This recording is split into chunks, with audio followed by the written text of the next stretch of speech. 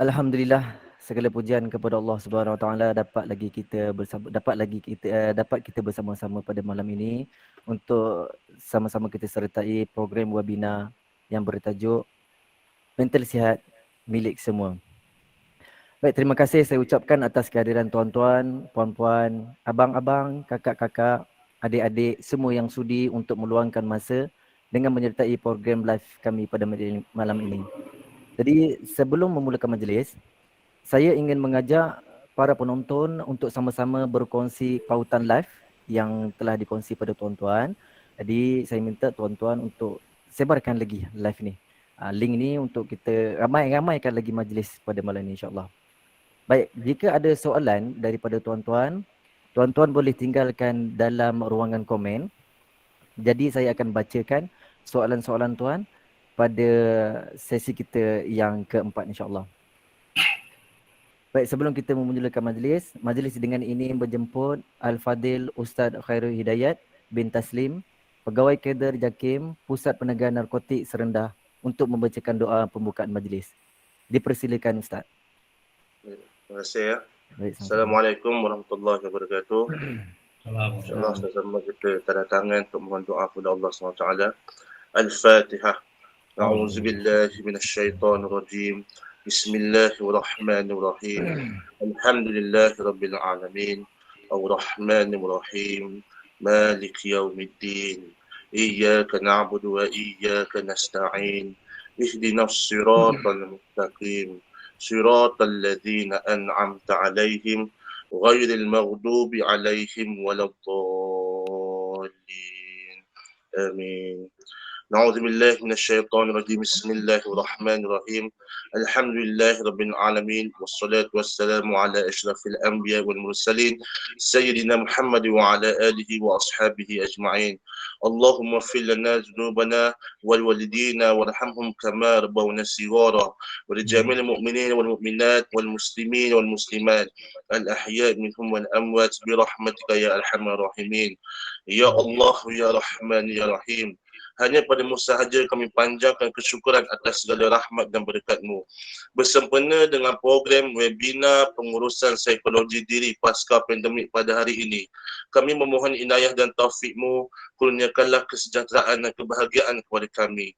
Bukakanlah hati-hati kami, lapangkanlah dada kami supaya kami dapat mengisi ilmu dan pengetahuan yang berguna untuk agama, bangsa dan negara. Kami memohon kepada-Mu, Ya Allah, agar Engkau berkatilah program ini dengan limpahan rahmat-Mu. Semoga segala usaha kami dalam menjayakan program ini mendapat keredaan dan hidayah-Mu. Sesungguhnya pada hari ini kami berkumpul kerana-Mu, Ya Allah. Kami berkumpul untuk menimba ilmu, bertukar pendapat, menyumbangkan buah fikiran, menghubungkan silaturahim dan memberi sokongan ke arah meningkatkan lagi prestasi kami.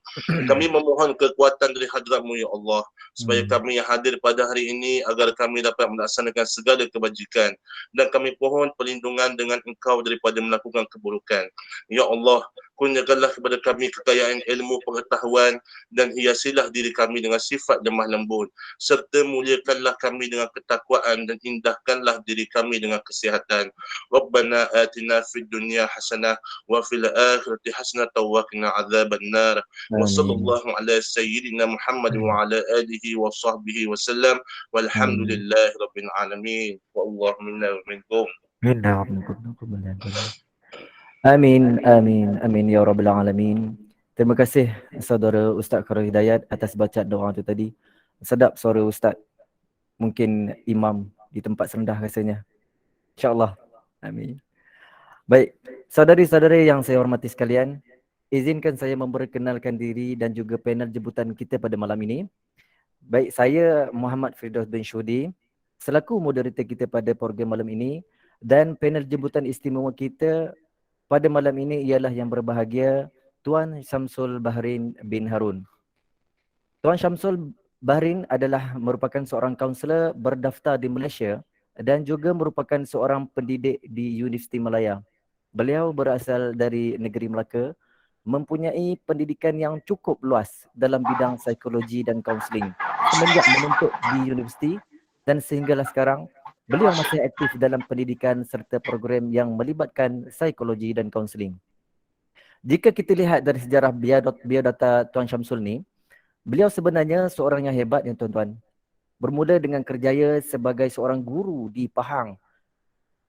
Teringat saya di Ceni, betul Tuan Samsul? Ya, di Ceni, di kampung saya tu. Kampung saya di Kuantan. Di Ceni itu insya-Allah banyak juga saudara mara saya. Okey. Kemudian selepas menjadi seorang cikgu, beliau bertukar kerjaya sebagai pakar rujuk kaunseling di sebuah syarikat korporat.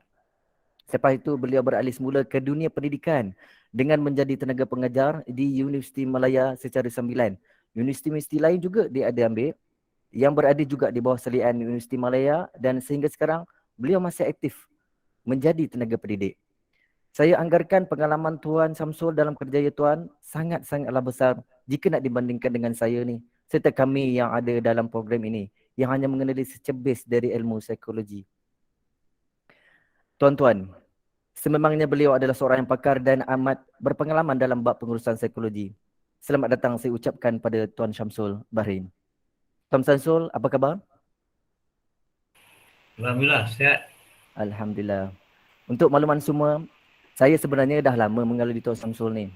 Beliau adalah seorang pendidik waktu saya belajar di Universiti Malaya suatu ketika dahulu. Dalam tahun 2015 lah sehingga tahun 2017. Tuan Syamsul Bahri ni dia seorang yang sangat-sangat ramah dan sangat pemurah dengan senyuman. Sekejap lagi kita akan tengok senyuman dia yang manis tu. Walaupun muka agak kita nampak tu apa nak clear sebab dalam live. Tapi kalau kita berada depan dia, tuan-tuan akan lembut hati je dengar dia bercakap. InsyaAllah. Beliau juga adalah salah satu lecturer kegemaran kami, tuan-tuan. Disebabkan skill dan teknik yang ditujukan sewaktu kami belajar dulu, membuatkan kami tertarik sangat dengan dia. Bukan tertarik macam tertarik ni lelaki dengan perempuan ni tuan-tuan. Tertarik ni kerana teknik pembelajaran ni yang bersikap humble dengan pelajar-pelajar, mesra pelajar dan murah dengan senyuman. Maafkan saya Tuan Syamsul saja nak berseluruh sebelum kita memulakan program. Baik, sebelum kita memulakan program, izinkan saya mengupas serba sedikit berkaitan tajuk webinar kita. Untuk makluman para hadirin sekalian, sehingga 16 Februari tahun 2022, angka jangkitan wabak COVID-19 di Malaysia telah meningkat kepada angka melebihi 3 juta dan juga kematian yang telah melebihi angka 30,000 di mana ianya telah mencatat lebih dari 415 juta kes di seluruh dunia dan angka kematian sehingga kini mencecah lebih dari 5.84 juta orang. Sepanjang sejarah wabak COVID melanda seluruh dunia, kita di Malaysia telah menghadapi perintah berkurung yang terpaksa dilakukan oleh pemerintah secara menyeluruh selama 2 kali berturut-turut dalam tahun yang berbeza. Dan yang paling lama kita dikenakan perintah berkurung adalah pada tahun lepas jika tuan-tuan masih ingat, iaitu selama 6 bulan. Wabak ini telah memberikan kesan yang sangat besar kepada kita semua dari aspek ekonomi, politik, sosial dan kesihatan, pendidikan juga dan sebagainya. Bahkan impak daripada wabak ini turut melibatkan aspek kesihatan mental manusia yang terpaksa berhadapan dengan pelbagai dugaan dan ujian dalam kehidupan. Baiklah tuan-tuan, agak panjang lebar juga saya telah bercakap memberi penerangan berkaitan tajuk program kita.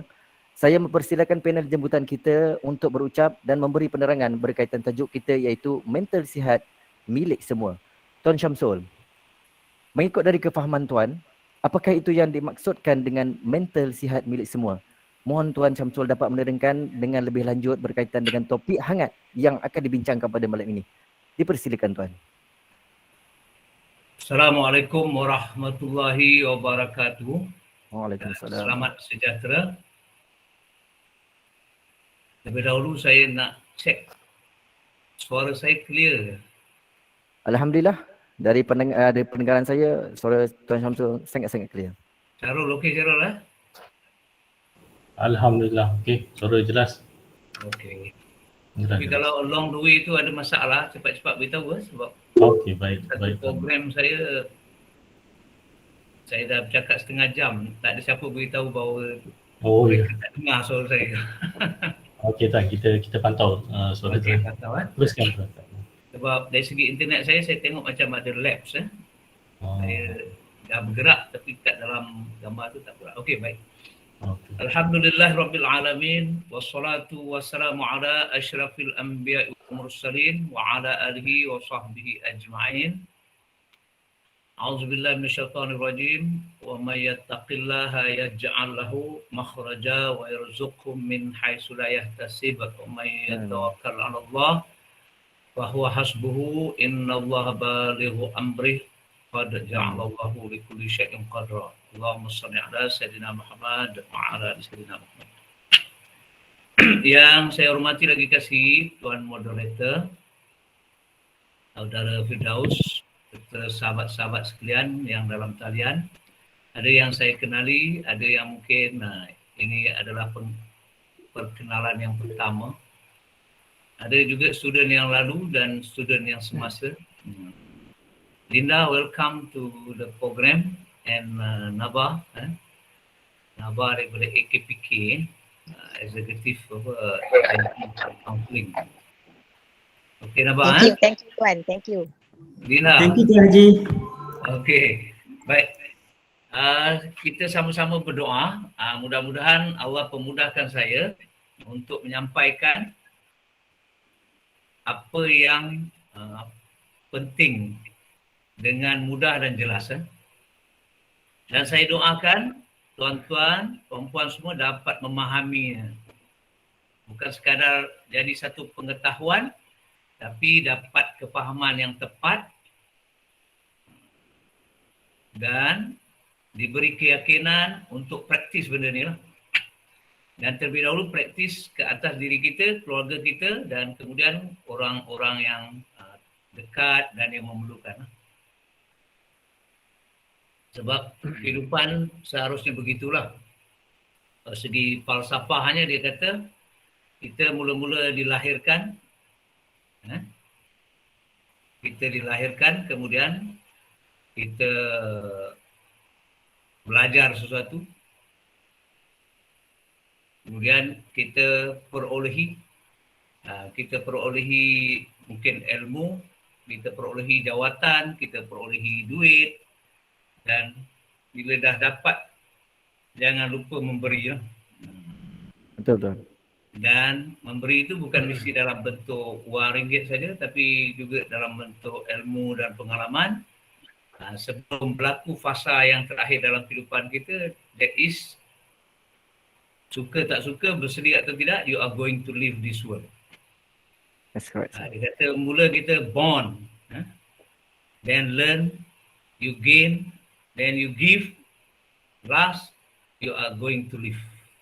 Jadi saya rasa dalam talian ini mungkin saya dengan sahabat saya Tuan Mustafa Yusof paling tua kot.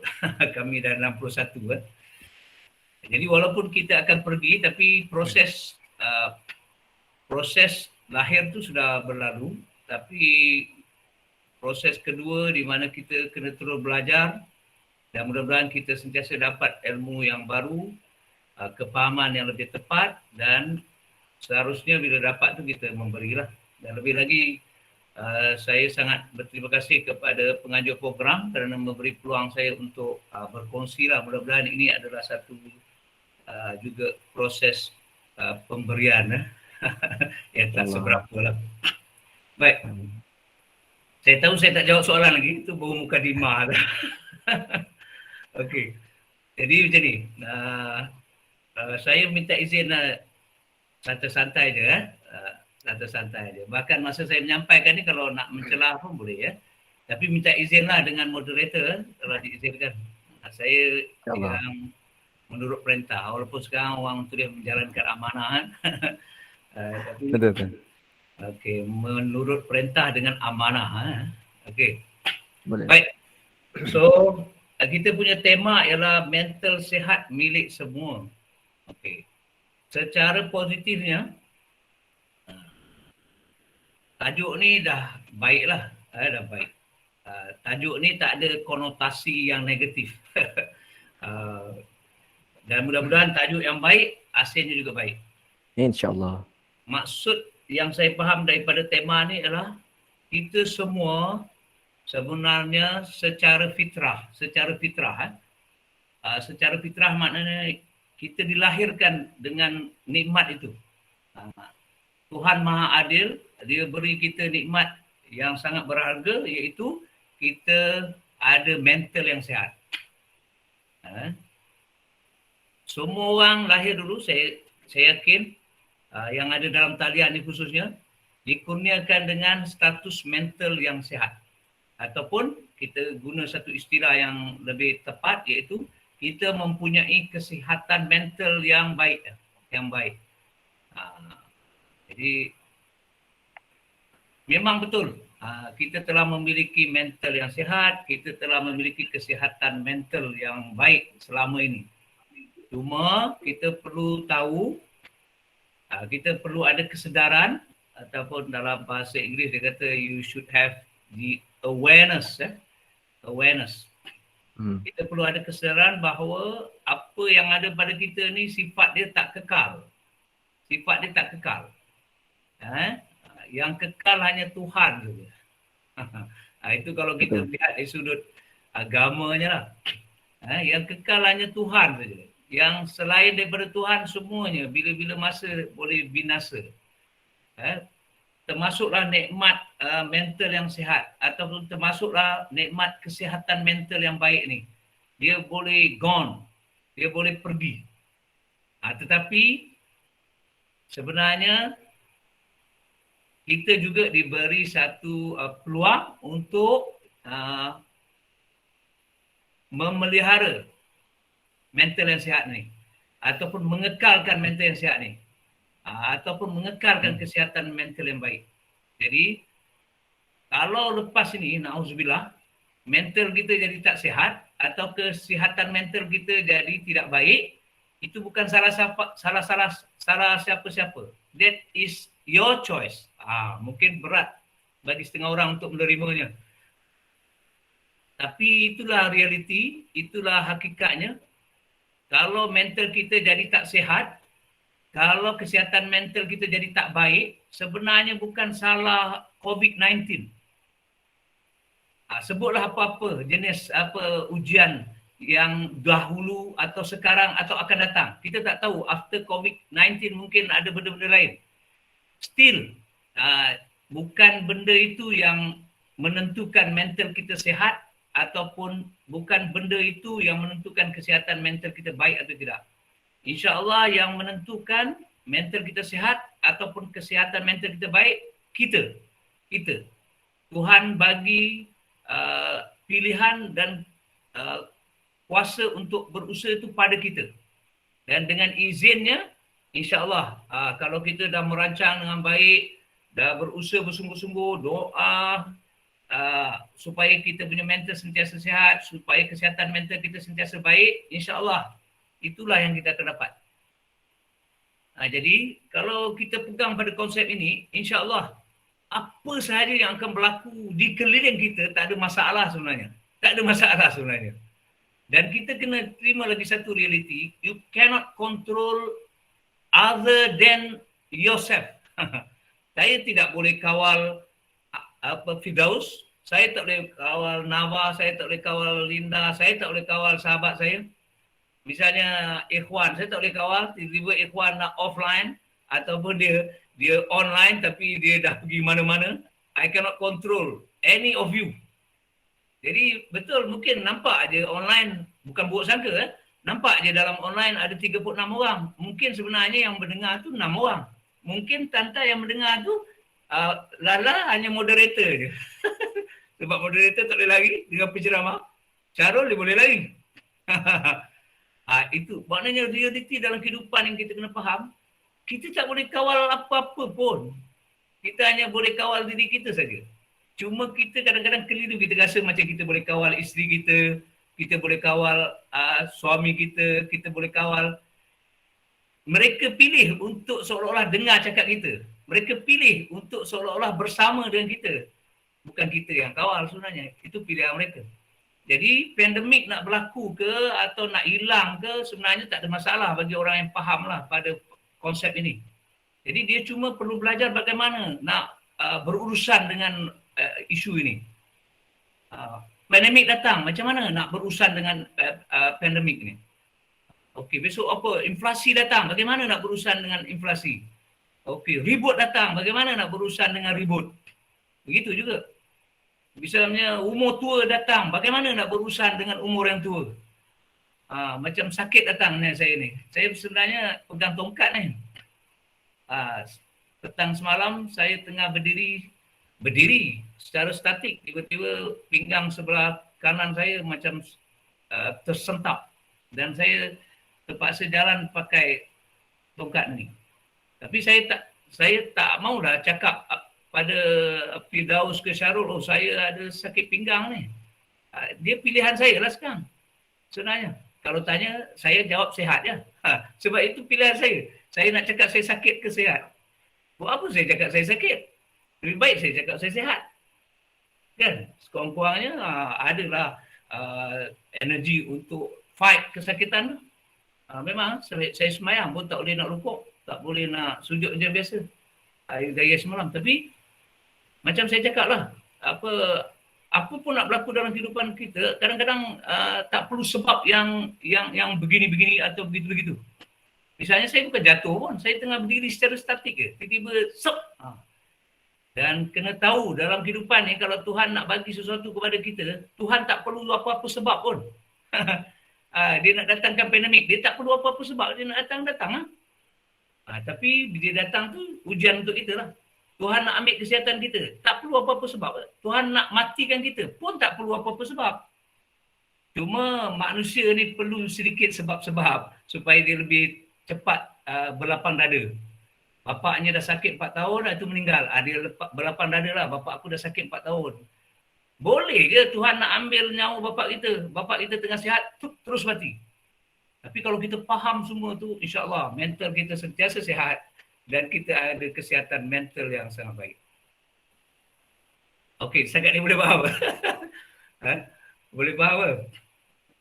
InsyaAllah. Setakat ni boleh faham. Ada idea yang lain kalau boleh faham ataupun ada soalan nak mencelah ke? Boleh mencelah, tak ada masalah. Semuanya kalau tak ada soalan tutup point. Ikuan. Okey Ikuan. Ikuan? Okey. Jangan lari ya. Duduk. Ingat siapa cakap tu? Jangan lari, duduk. Jangan lari, duduk. Kita Tuan, apa yang saya faham tadi lah Tuan, minta maaf celah. Apa yang saya faham tadi, manusia ni dia macam mana pun dia nak bersebab juga. Contohlah kan. Contohlah ada satu kes kematian ni. So bila tak tahu punca kematian, tapi family dia masih nak tahu juga punca kematian. So kena juga buat postmortem. Kalau tak, dia tak tahu sebab apa dia mati. Kan? Contoh kita dekat kes bunuh ke ataupun dia mati sendiri pun kita tak tahu kan. So manusia ni hidup dia perlukan sebab juga. Barulah dia berlapang dada macam Tuan cakap kan. Ya. Itu yang saya faham. Boleh saya respon? Saya respon Syarul ni Boleh Tuan, boleh. Okey. Silakan. Di sini dia punya rahsia besar. Kalau kita salam, Tuan nak tanya macam mana kita nak bentuk dan sebagainya. Okey. Nanti saya jawab Faina. Bagus. Kita macam ni je, santai-santai ya. Okey. Nur Fain nanti ingatkan saya sekali lagi atau moderator. Baik. Ni rahsia besar ni. Tapi sebenarnya bukan rahsia dah. Cuma kita tak tahu ataupun kita terlupa. Nak tak kita maintain kesihatan mental kita yang baik? Mental kita supaya sentiasa sihat. Semua nak kan? Kalau boleh buat yang ni insya-Allah. Lepas tu baru yang lain-lain. Apa pun berlaku dalam hidup kita, kita dapat nikmat kesenangan ke, kita diuji dengan sakit ke, kesusahan ke, pertama-tama terus, ya Allah aku redha ya Allah. Itu dia, formula dia. Kita sihat, kita sakit. Yang pertama sekali, ya Allah aku redha ya Allah. Lepas tu baru kita cari, pasal apa aku sakit macam mana aku nak ubat ni? Lepas tu baru cari.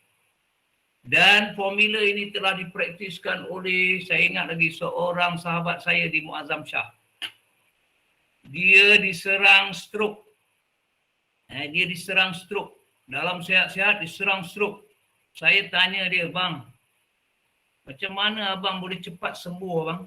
Ataupun bang, macam mana abang kena stroke? Saya tengok abang relax ya. Tak macam orang lain gelabah. Dia yang menyedarkan saya lah. Saya dulu belajar juga, baca juga, tapi tak sedar-sedar. Saya sedar bila jumpa kawan saya tu. Dia kata Syekh, dia panggil saya Syekh. Syekh, apa pun berlaku dalam hidup kita, kesilapan ramai orang ialah dia tak terus reda. Maksud reda ni yang paling mudah sekali macam ni lah. Kita sakit terus, ya Allah aku terima pemberian kau ni.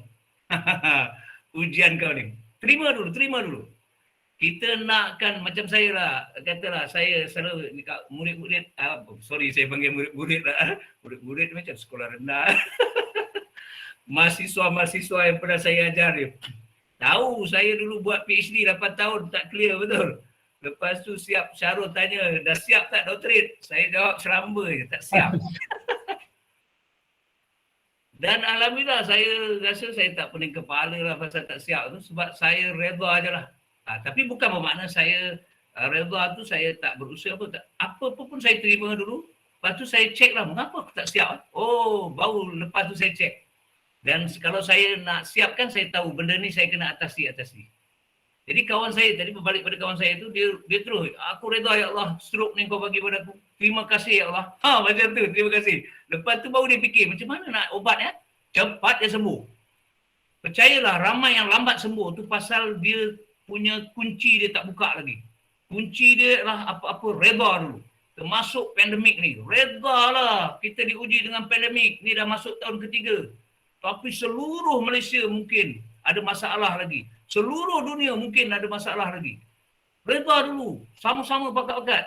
Tak kira lah siapa kita. Linda ke, Nava ke, Samsul ke, Mustafa ke, Firdaus ke, Syarul. Cuba pakat-pakat. Ya Allah aku terima ni. Aku terima dengan senang hati. Cuma ya Allah bagilah aku petunjuk bagaimana aku nak selesaikan masalah pandemik ni. Barulah mudah. Tapi cuba tanya, ramai tak orang dah reda, dah bercakap seolah-olah dengan Tuhan, ya Allah, aku terima ya Allah, terima kasihlah bagi pandemik ni.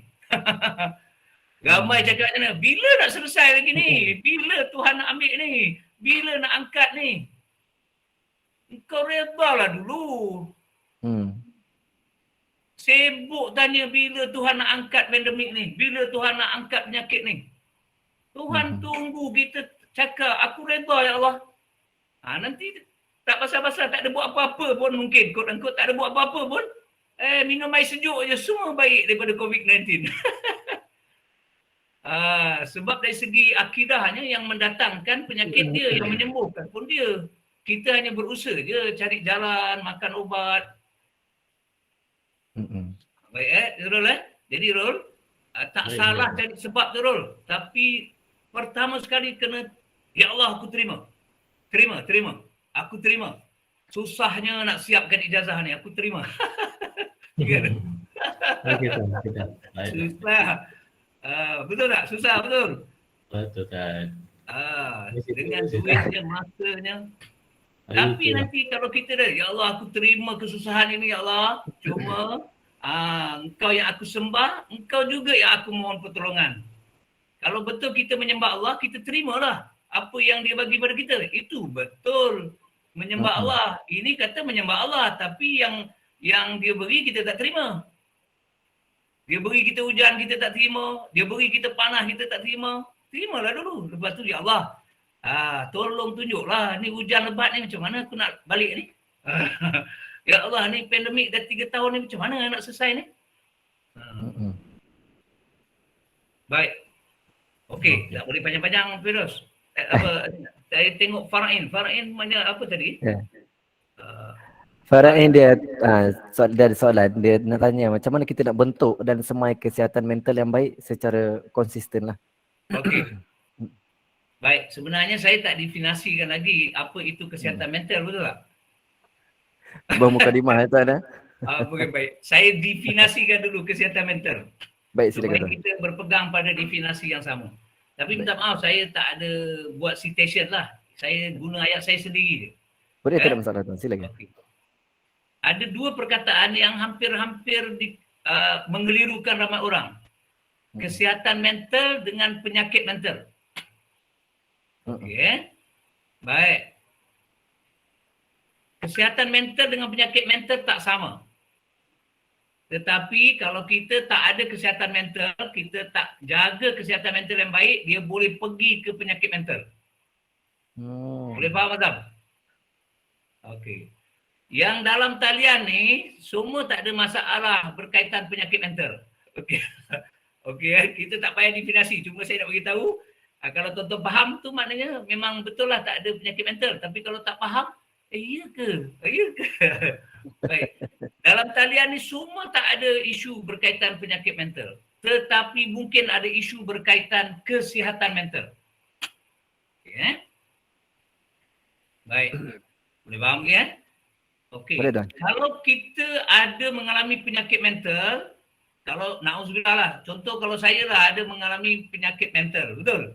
Mula-mula elok saya cakap tajuk A, lepas tu pergi tajuk B, lepas tu pergi tajuk C, lepas tu mula-mula cerita psikologi, tiba-tiba dah cerita pasal apa matematik pula, lepas tu cerita sains, mungkin ada masalah tu. Ada masalah dari sudut penyakit mental. Penyakit kan? mental. Betul. Okey. Ataupun saya dah tak kenal lah siang malam. Saya dah tak kenal dah najis dengan makanan, saya tak kenal lah. Saya makan mungkin ada penyakit mental tu. Ataupun saya tengok Azam, saya kata minta maaf Azam, contoh ya. Kata Azam depan saya kata pokok ni berdiri kat sini pula. Azam tu manusia tapi saya lihat Azam tu macam pokok. Itu saya telah mengalami delusi. Kan? Ataupun saya duduk senyap-senyap. Tiba-tiba orang lain tak dengar pun. Saya dengar suara panggil saya. Samsul. Lepas tu saya kata, Zam, jom pergi tu. Apa Zam? Tu ada bidadari panggil aku. Itu halusinasi. Ataupun dengan ilusi sekali. Tu kau tak nampak tu bidadari ke?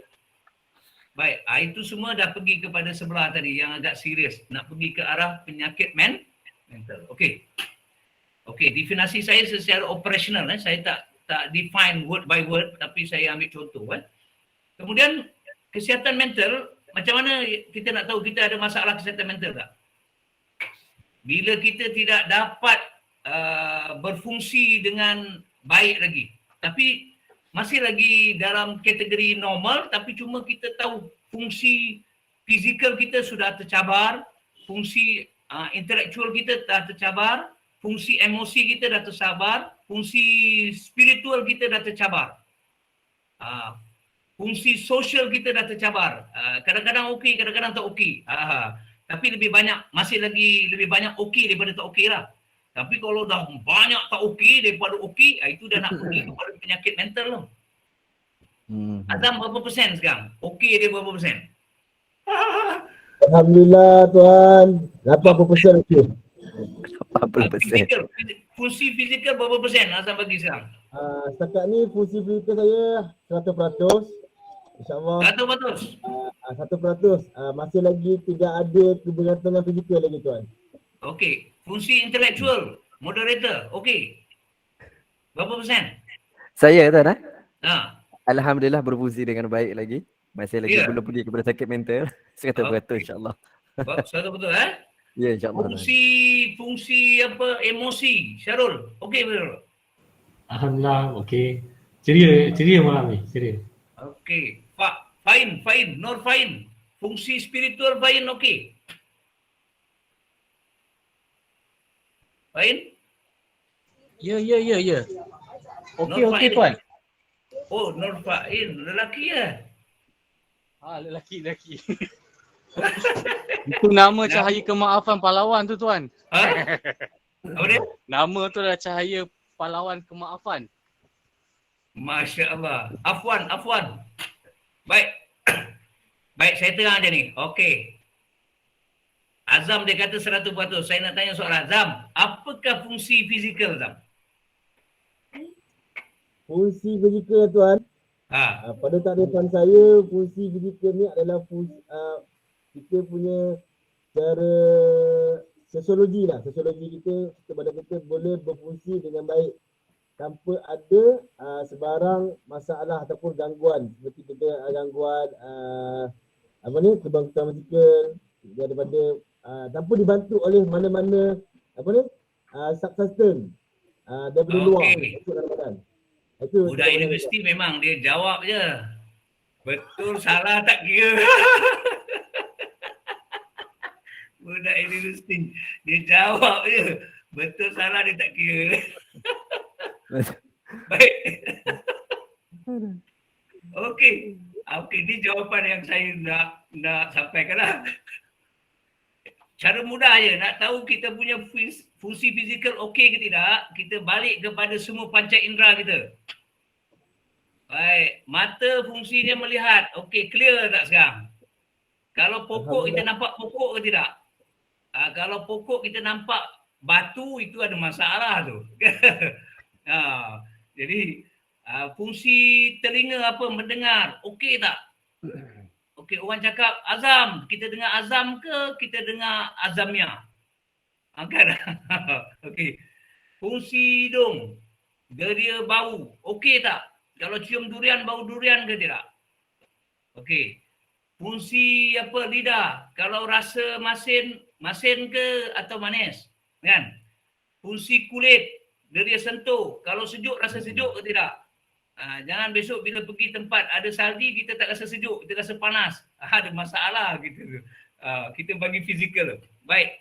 Kemudian seterusnya, fizikal kita yang lain dalam ni, jantung, okey tak? Pernafasan dia. Paru-paru, okey tak? Okey, ada semput ke tidak? Okey lagi, perut, okey tak? Bila masuk makanan, meragam tak? Kalau masuk yang pedas, okey, itu maksud dia kan? Kita cek. Baik. Jadi Zam, kalau cek betul-betul macam yang saya cakap tu, tak berani cakap 100% sebenarnya. Mana dapat 100%? Okey. InsyaAllah tuan. Okey. Masih nak bertahan dengan 100%. Okey ya. Confident level tinggi tuan. Confident level tinggi. Baik, fungsi intelektual. Fungsi intelektual apa dia? Fungsi kognitif untuk berfikir secara positif, secara rasional, secara logik, secara analytical. Boleh tak lagi? Ada orang nak berfikir secara positif pun dah tak boleh dah. Semua jadi negatif. Tapi tuan-tuan ni saya yakin masih berfikir secara positif tu sebab tajuk minda sihat milik semua. Kalau dia tukar, minda sihat adakah milik kita? Saya tahu dah semua bermasalah. Asyik baik tajuk okey. Mental sihat milik semua. Milik semua. Betul. Tiba-tiba dia tuan, mental sihat adakah milik kita? Tak adalah milik kita. Mengapa perlu negatif? Okey. Jadi mental yang berfungsi tu dia masih lagi boleh berfikir secara positif, secara rasional, secara logik, secara saintifik, secara analytical, secara sintesis, secara realistik. Tapi tak boleh nak terang lah. Kita ambil satu je, secara rasional. Secara rasional contoh, rasional tak rasional? Kita adakan program pada malam ini jam 8 suku. Rasional tuan. Apa rasionalnya? Firdaus? Rasional sebab kita jalankan aktiviti selepas waktu bekerja lah. Maknanya pukul 8 suku, waktu orang berehat dan untuk kita sama-sama boleh menimba ilmu. Jadi itu sebab kita buat waktu malam. Itu rasionalnya tuan. Walaupun kita terpaksa menangguh solat isyak itu. Ya. Masih rasional? Masih rasional?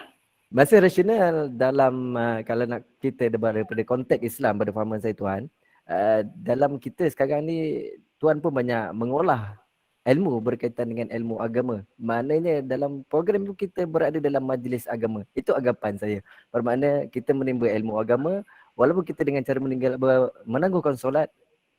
Bagi saya tidak, bukan bagi saya lah, bagi agama, bagi pemahaman saya bukannya satu kesalahan yang besar. Baik, Azam dah senyum-senyum. Baik, masih lagi rasional sebab waktu isyak tu panjang.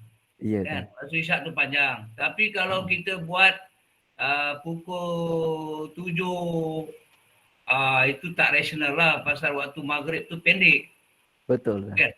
Baik, kita masih lagi boleh berfikir secara rasional, secara logik, semua secara saintifik, secara positif bermakna fungsi intelektual kita masih lagi okey. Baik. Betul. Tapi jangan bimbang kalau kadang-kadang dia tak okey.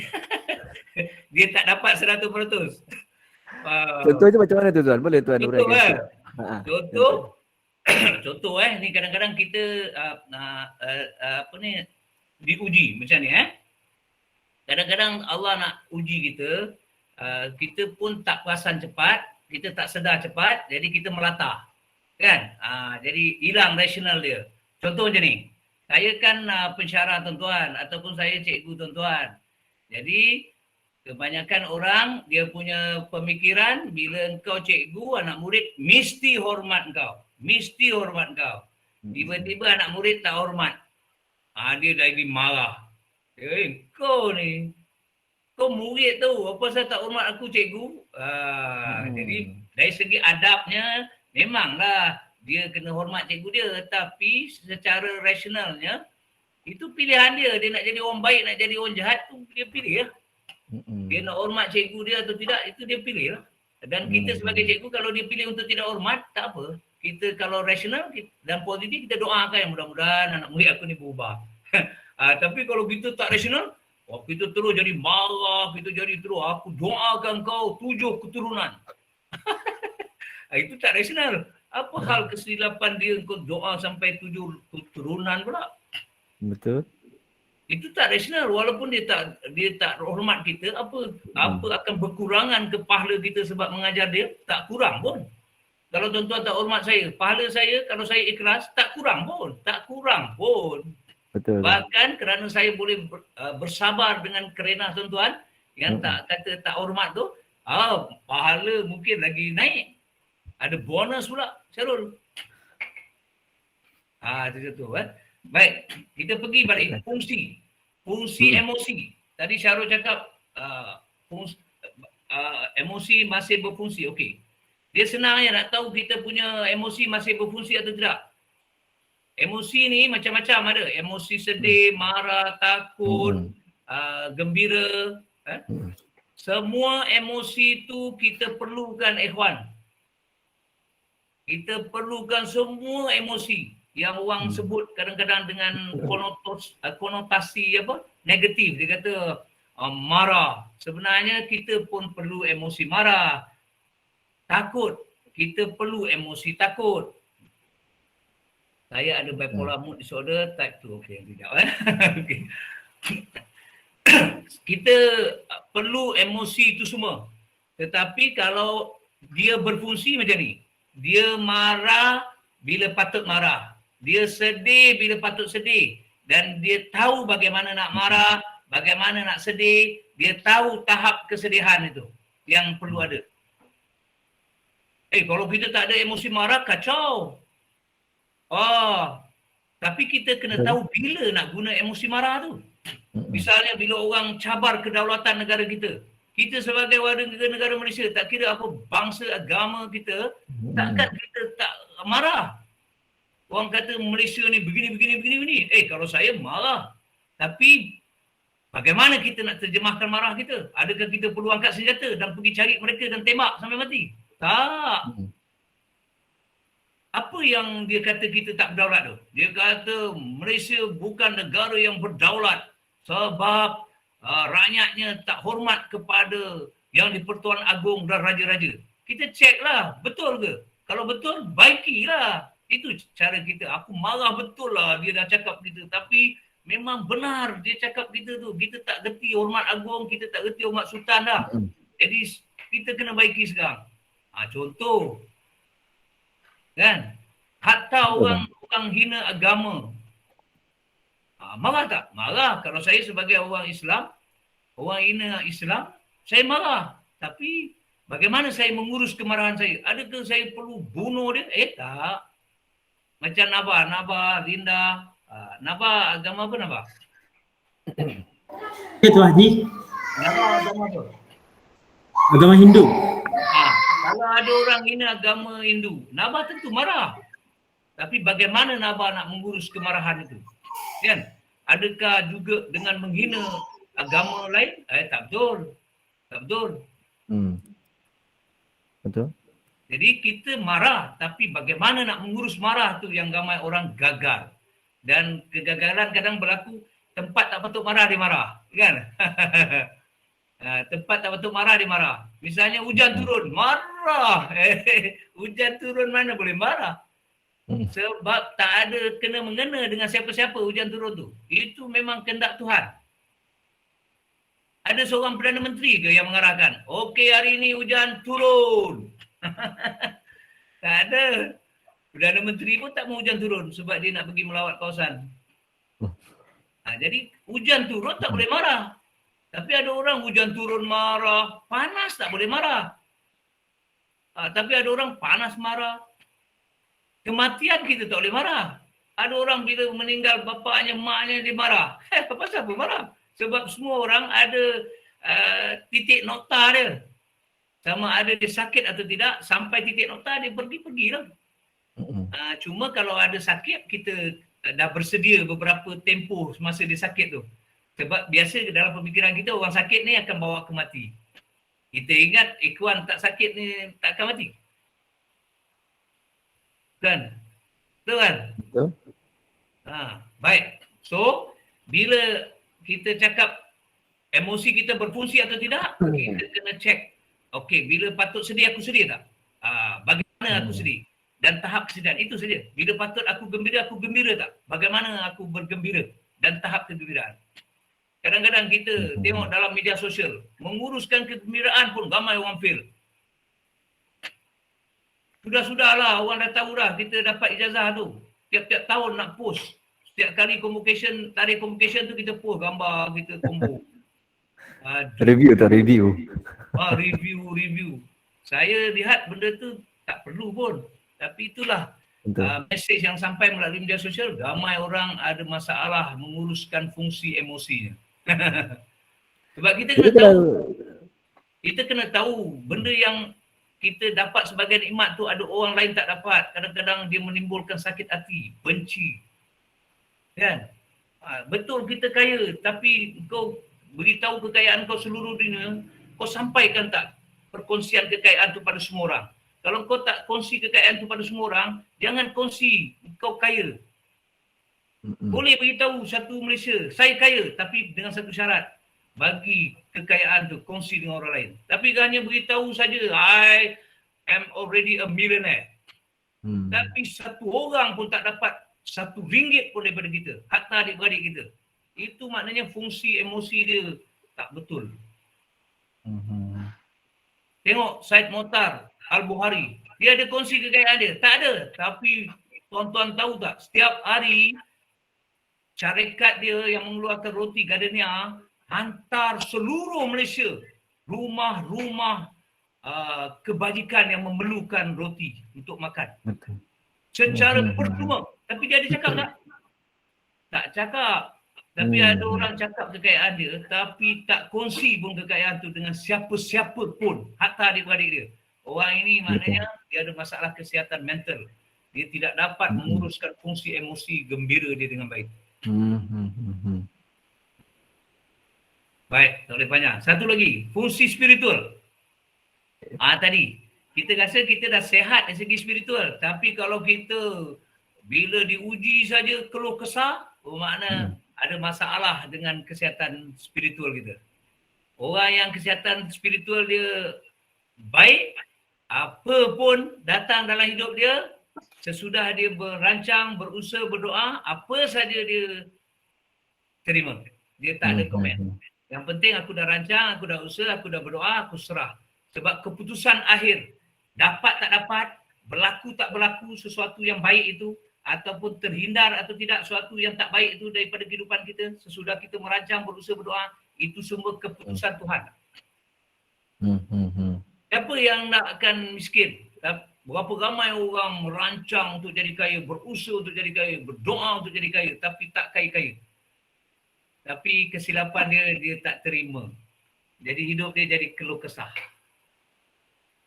Jadi orang yang sehat mental dia ataupun mempunyai kesihatan mental yang baik, empat-empat ni yang basic ni berfungsi seperti yang saya cakap tadi.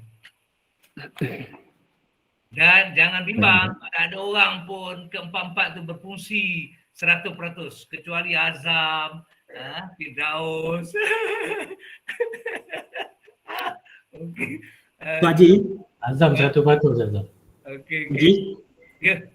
nak tanya soalan Tuan Haji. Baik, baik. So, Sabar.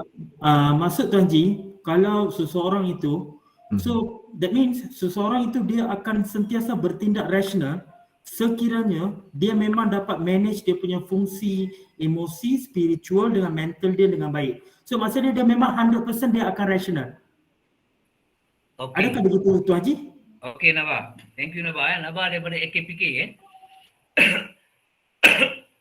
Baik, macam ni. Okey, tadi saya cakap kita tak at all time kesihatan mental kita tu sama ada dari segi fizikal, intellectual, emosi dengan spiritual tu berada pada tahap 100%. Kadang-kadang dia turun. Cuma kita kena ada awareness. Bila dia turun tu, kita sedar, kita push balik dia naik. Mana macam tadilah, bila kita hujan, kita tiba-tiba nak marah. Itu normal lah. Kadang-kadang kita kita ada plan, kita nak pergi main bola kan.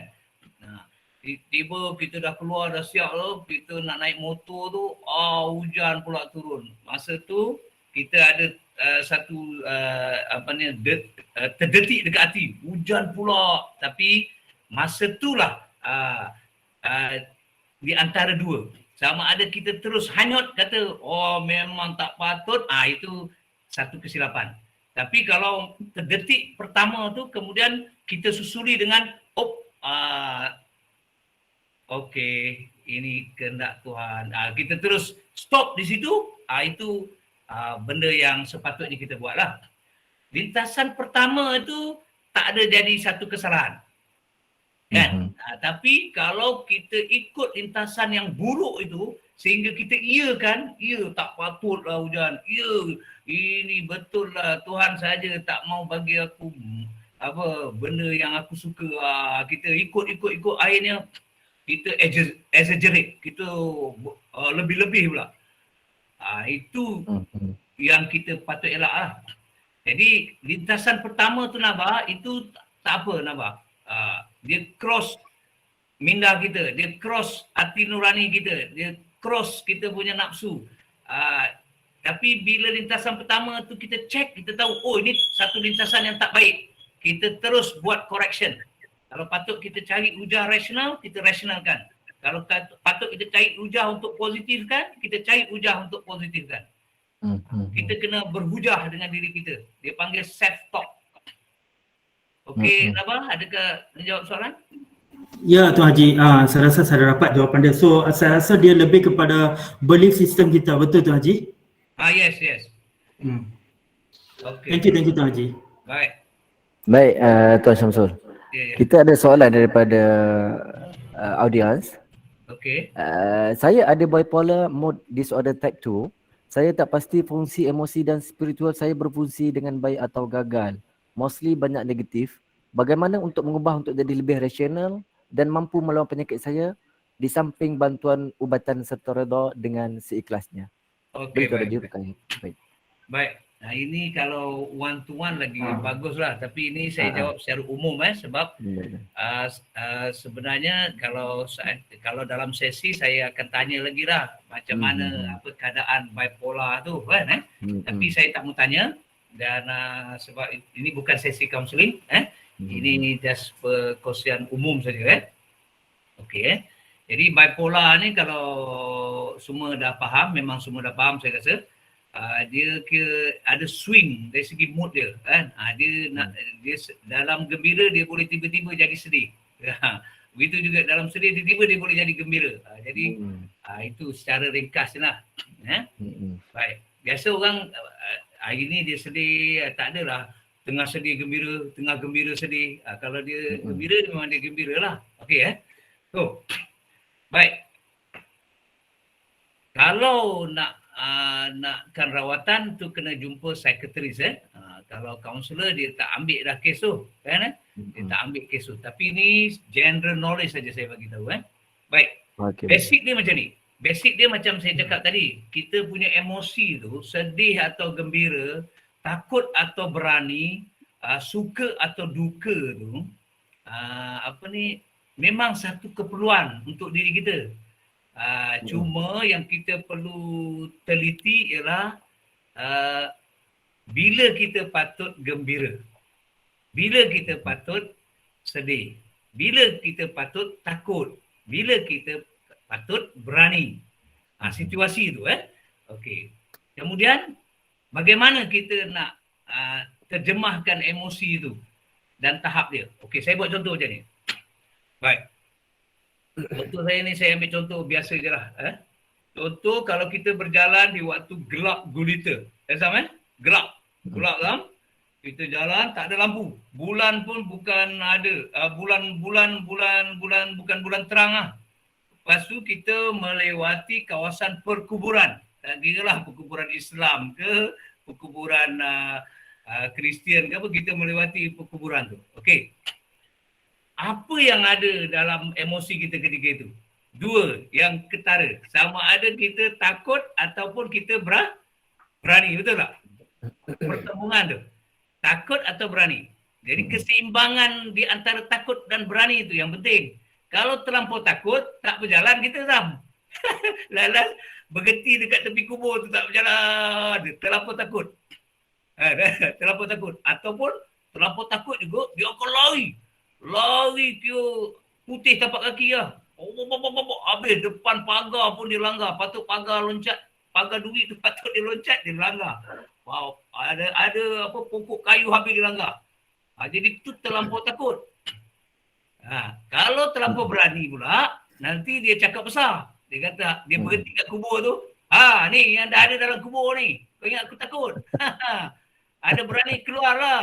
Dia dah jadi macam tu, terlampau berani. Jadi dua-dua tu, terlampau takut, terlampau berani, tak seimbang. Tak boleh. Terlampau takut tak boleh, terlampau berani tak boleh. Dia kena pertengahan. Ada takut, ada berani. Contoh jadi. Kalau saya lah, saya berjalan tengah malam, gelap gulita dekat kubur. Saya ada takut, ada berani. Jadi apa akan berlaku?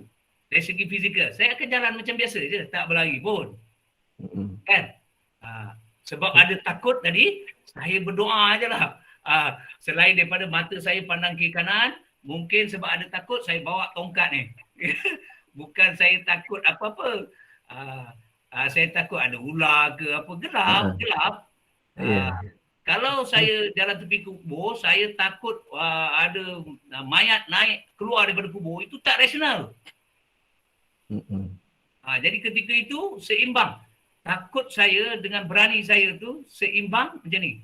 Kerana saya ada takut, dari segi fizikal, saya bersedia dengan tongkat ke, dengan apa ke, dengan lampu suluh ke.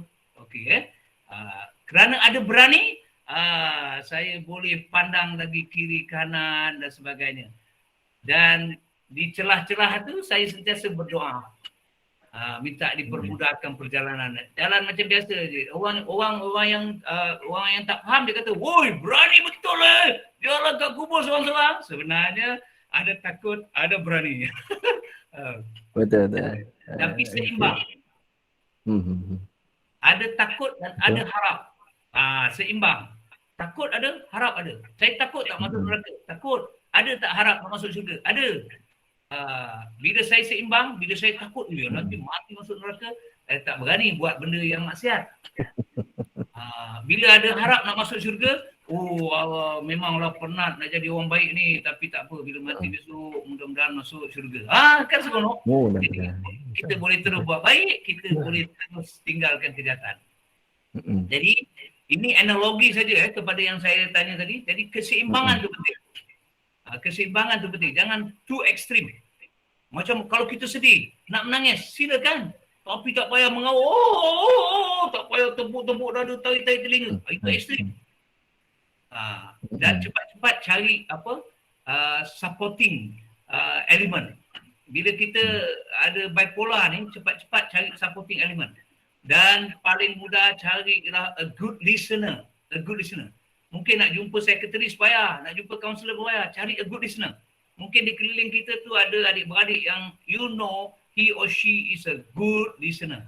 Mungkin you have colleagues, you have friends, you have what so-called subordinate yang a good listener. Dia takkan judge you, dia takkan condemn you, dia just listen, understand you and empathy dengan you. InsyaAllah. Saya doakan kalau betul bipolar tu masih lagi tahap 2, sebenarnya tak ada masalah, boleh selesai tu. Kalau tahap berapa pun insya-Allah boleh selesai. Sebab itu bukan janji saya, itu janji Allah.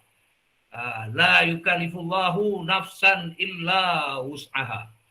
Allah tidak akan uji kita melainkan dengan perkara yang kita mampu tanggung. Jadi saudara atau siapa tadi yang diuji dengan bipolar, sebenarnya you mampu tanggung.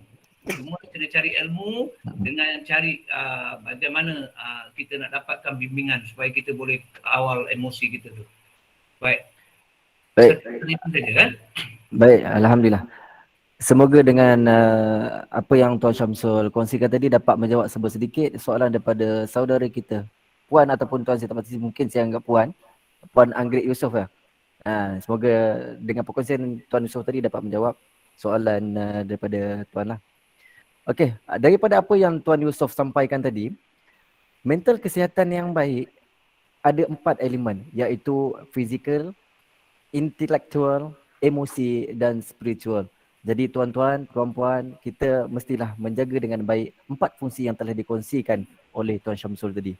Baik, hadirin yang saya kasihi sekalian, kita dah nampak macam mana Tuan Syamsul related dan kupas berkenaan dengan isu yang kita bincangkan malam ini, iaitu isu kesihatan mental. Daripada saudara-saudari, jangan lupa pastikan ada pen dan kertas depan tuan-tuan. Sebab apa yang Tuan Syamsul kongsikan itu memang sangat bermakna untuk kita jalani kehidupan kita dengan baik, insya-Allah. Baik, sekarang saya nak buka slot kepada saudara-saudari, para audien kita untuk menceritakan pengalaman yang dilalui semasa COVID-19 melanda negara. Tuan-tuan boleh ceritakan apa pengalaman yang tuan-puan telah lalui dan apakah kejayaan yang telah puan-puan dapat dengan cara tuan-puan selesaikan masalah tuan-puan. Jika ada, saya boleh bagi laluan. Dipersilakan kalau ada. Ada tuan-tuan dan puan-puan? Boleh ceritakan. Dan apa kejayaan yang telah tuan-puan perolehi untuk kita sama-sama kongsikan bersama malam ni. Sementara kita bagi peluang pada Tuan Syamsul kita berehat, isi minyak ke. Ya, Tuan Syamsul boleh tuan Boleh. Tapi malah nak bangun pasal nak bangun payah sikit. Tak apa tuan, kami berharap tuan cepat sembuh daripada sakit malam ni. Jadi ada apa-apa perkongsian pengalaman yang tuan-tuan perempuan nak ceritakan? Boleh terus cakap, insya-Allah. Assalamualaikum tuan. Salam. Saya nak berkongsi saya punya pengalaman sedikit banyak sewaktu pandemik ya. Sebagaimana yang kita tahu, pandemik sewaktu pandemik ini mula melanda negara awal penghujung 2019, kita tak dapat bayangkan macam mana keadaan negara luar ketika itu. Kita cuma nampak negara luar ada mati dan kita tak nampak dari sudut sosioekonomi sebenarnya. Dan apabila kita melalui dari sudut ekonomi saya pandang dari sudut ekonomi, situ sebenarnya apa yang saya lalui dia mengganggu kita punya, dia mencabar kita di tahap untuk keluar diri sebenarnya secara mental kita. Yang mana seperti mana kita tahu di zaman teknologi tinggi pada hari ini kita lihat banyak barang-barang naik, banyak kedai-kedai kos hari hidup kos hari hidup yang tinggi. Jadi saya tak langsung ingin mengganggu kita punya mental juga tu yang mana kita tahu maklum banyak rakyat kesan dengan pandemik ni. Dan ada yang bunuh diri pun ada yang mengalami macam-macam lah isu perceraian, semua berkaitan dengan mental, kecil je sebenarnya cerita dia kalau kita tengok, kita imbas, kita buat refleksi, tarik balik apa semua, cuma akibat kepada kewangan sebenarnya, berpunca dari kewangan, tapi dia mempengaruhi kita punya mental sehingga banyak berlaku kejadian yang tidak kita ingini lah sebab pandemik ni. Macam kita tahu, 3 tahun dah kita lalui ya, tamatnya, dan kita alhamdulillah berada di fasa pemulihan sebenarnya sekarang ni. Dan apa yang saya nak kongsi ni, sewaktu pandemik berlaku, saya adalah salah seorang yang terkesan lah dengan situasi tersebut, yang mana secara logik dia memanglah orang government okay, tak terkesan. Saya sebagai awam tak terkesan dan sebagainya kalau daripada sudut pandangan orang.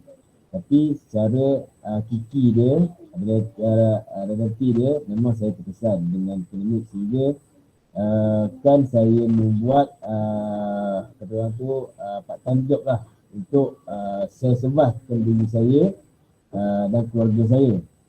Dan macam tuan kata tadi benda ni kita kena cari awareness, cari kekuatan dalam diri kita untuk membangkitkan diri kita daripada jatuh sebenarnya. Saya tidak akan jatuh lah kan, itu adalah fokus yang saya lah. Dan alhamdulillah 2 tahun ni survive ni, alhamdulillah saya boleh survive. Dan untuk tempoh ketika tu okey, tapi walau bagaimanapun dia masih lagi sebenarnya meninggalkan kesan dalam hidup sebenarnya. Saya terkesan dengan benda tu, terkesan dengan meninggalkan kesan dalam kehidupan saya lah sebenarnya. Dan nak katakan mental setakat ni, kata mental sihat tu, saya tak berani kata lah tuan. Mental saya tu dari segi psikologi saya sihat sepenuhnya sebenarnya, sebab impact yang saya lalui amat-amat mencabar lah. Itu saja pesan saya tuan. Sekian, terima kasih.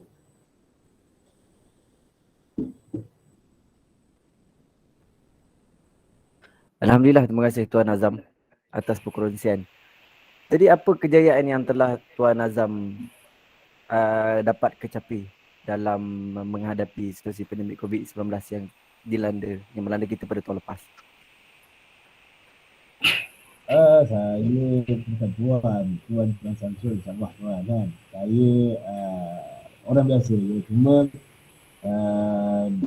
sewaktu saya walaupun saya bekerja sebagai perkhidmatan awam, sebelum saya saya ada belajar saya pernah belajar dengan banyak dengan guru-guru pesara-pesara daripada ya. Saya banyak belajar banyak tips lah saya dapat daripada lecturer-lecturer yang lama-lama macam mana kita nak combine-kan, kalau kita nak cari kekuatan kita sebenarnya. Jadi apa-apa pun yang saya ingat sampai sekarang ni, seperti yang mana dikatakan oleh Dr. Sakinah pada saya, kata-kata kenali diri kita. Bila kita kenali diri kita, insyaAllah kita tahu kita punya kekuatan, dan di situ kita boleh serve kita punya mentor kita. Dan saya kenali diri saya, siapa saya, di mana saya dapat, apa yang saya ada, dan saya akan gunakan kelebihan yang ada pada saya tu untuk nak naik sebenarnya. Dan alhamdulillah dalam pandemik ni saya boleh buka company sendiri, ada pekerja sendiri, walaupun terkesan, masih lagi terkesan dengan situasi ekonomi sekarang. Itu saja. Baik, terima kasih Tuan Azam. Harap diharapkan kepada semua audien kita sama-sama dapat perkongsian, mendengar perkongsian yang telah Cik Azam kita kongsikan sebentar tadi. Baik, Tuan Samsul. Sepanjang tempoh pandemik COVID melanda negara kita pada tahun 2020 dan 2021, termasuklah juga tahun ini, kami tertarik untuk mendengar pengalaman yang Tuan Samsul sendiri alami dalam menghadapi situasi pandemik COVID-19. Tidak kiralah sama ada Tuan Samsul menerima passion ataupun individu yang berhubung dengan Tuan Samsul untuk menyelesaikan masalah ini? Ada ke pengalaman yang serupa begitu, Tuan? Baik. Pertama nak tanya Azam. Azam kena COVID ke? Ya, saya Azam kena? Pernah kena. Sakit tak? Kena Ya. Sebab suara Azam tadi tak apa jelas. Lepas tu Azam ada buat perniagaan tak? Ya, saya ada buat perniagaan kecil-kecilan. Kerja sendirilah. Saya masih lagi pejabat awam. Dalam masa sama saya buat kerja part time apa. Okey, baik. Saya buat perniagaan kecil berdasarkan perkhidmatan. Baik. Okey, Azam. Alhamdulillah, tahniahlah masih ada di dunia ni. Allah Akbar. Baik. Sedikit perkongsian pengalaman lah. Apapun kita reda, syukur kepada Allah SWT sebab semuanya kita kena yakin kita merancang, Allah juga merancang. Dan yang pasti perancangan Allah tu lebih baik lah daripada perancangan kita sebab dia lebih mengetahui daripada kita. Baik. Kemudian jangan salah faham pula, oh kalau macam tu tak semestinya aku dapat apa yang aku usahakan, aku tak mau usaha. Itu jangan, itu salah konsep pula. Dia ketetapan ataupun takdir dalam hidup kita ni dia ada dua. Satu yang boleh berubah, satu yang memang tak boleh berubah. Yang boleh berubah tu masih lagi open. Kita boleh merancang, boleh berusaha, boleh berdoa. Tapi bila dia dah berlaku, mana tak berubah dah lah. Tapi ada yang memang tak boleh berubah. Saya istilah dia mualak dan mubram. Kalau mubram tu takdir yang tak boleh ubah. Misalnya siapa bapa kita, siapa mak kita tak boleh ubah dah. Betul. Kita ni bangsa apa tak boleh ubah dah. Kita Melayu lah. India lah, Cina lah. Itu sebab kalau kita kita kutuk bangsa tu tak betul. Kita tak faham tentang kerja Tuhan. Mengapa nak kutuk bangsa orang tu? Kan? Mengapa nak kutuk bapa orang tu? Oh, bapa engkau tak handsome, mak engkau tak cantik. Apa hal? Sebab tak ada siapa boleh pilih siapa bapa dia, siapa mak dia. Tak ada siapa boleh pilih apa bangsa dia. Kan? Tak ada siapa boleh pilih di mana dia akan lahir.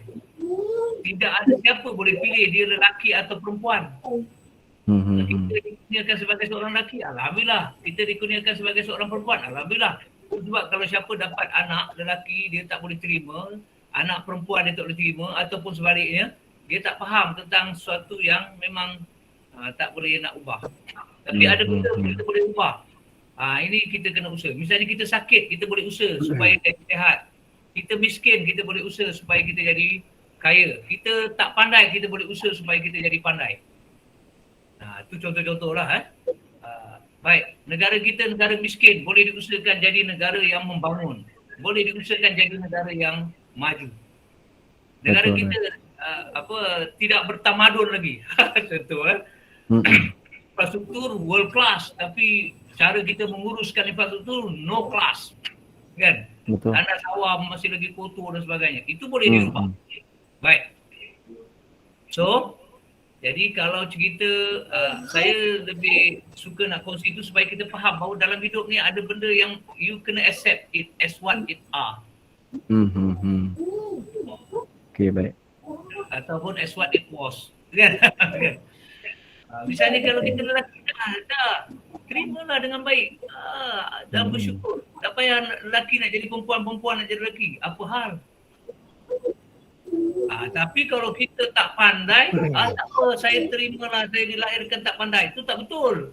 Sebab tak pandai boleh diubah jadi pandai.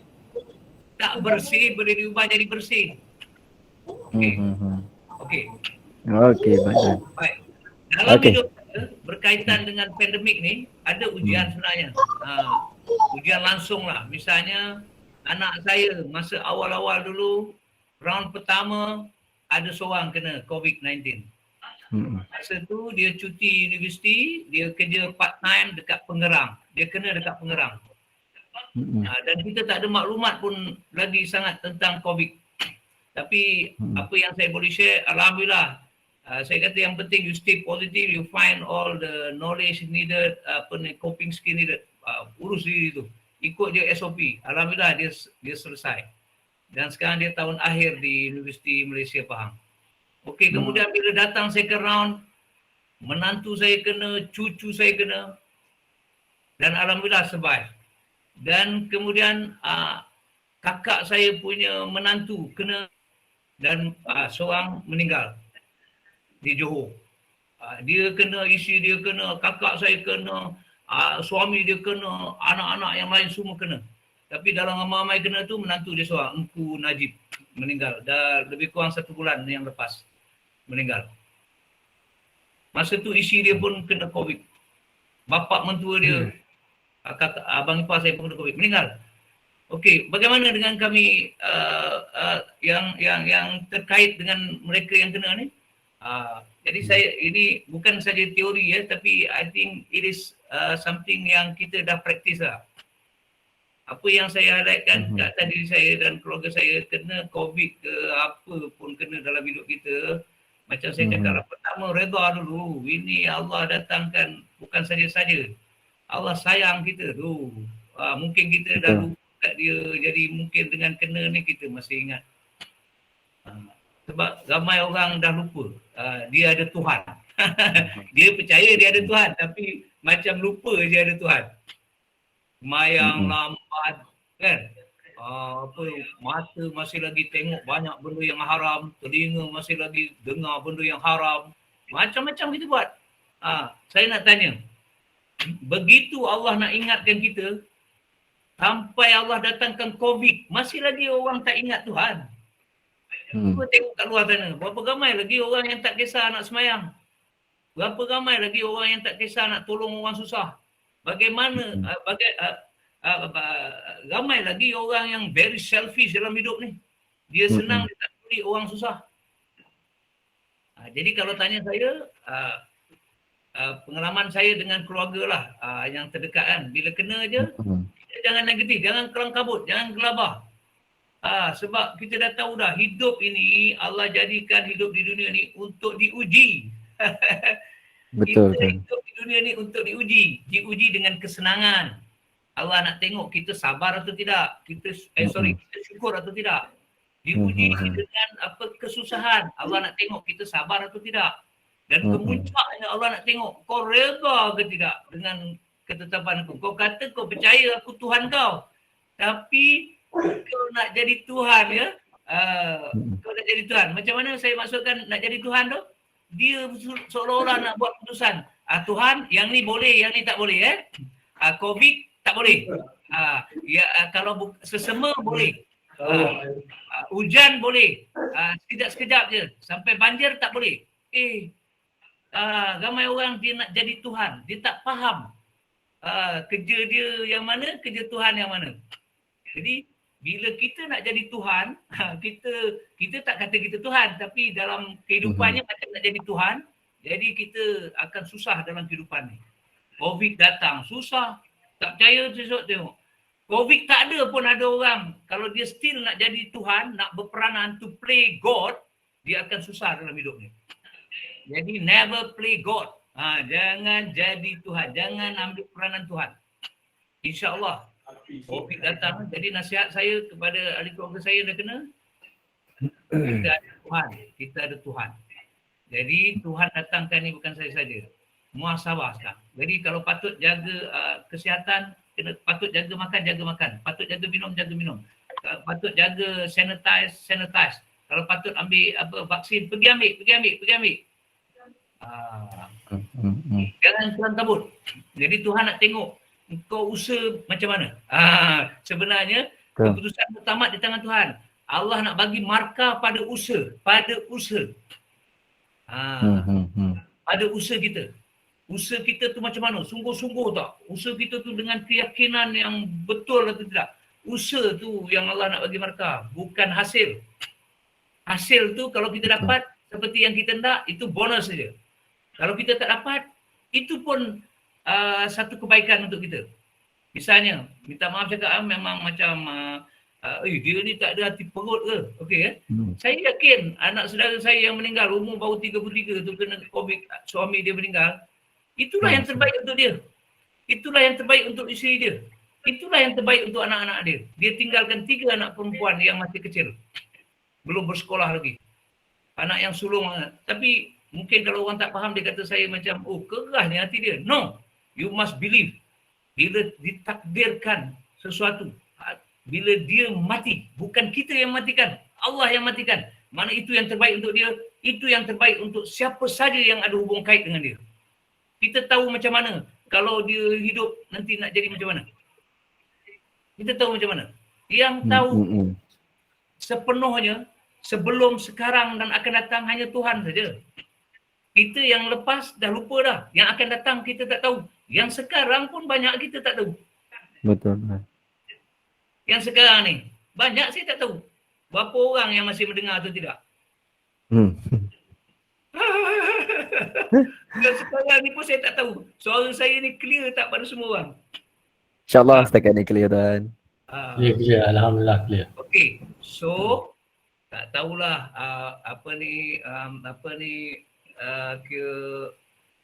ada pendekatan yang lebih baik daripada melainkan kita kena faham konsep redha itu, dan kita kena faham bahawa ada perkara yang memang kita tak boleh ubah, ada perkara kita boleh ubah. Kita kena faham yang penting kita berusaha, jangan kecewa dengan hasil. Kalau tak dapat yang kita nak, usaha lagi dan jangan pernah kecewa walaupun kita tak dapat, sebab Tuhan menilai usaha kita. Berapa ramai orang yang hari ini mungkin dah ada PhD tapi tak ada nilai di sisi Allah pasal dia sombong.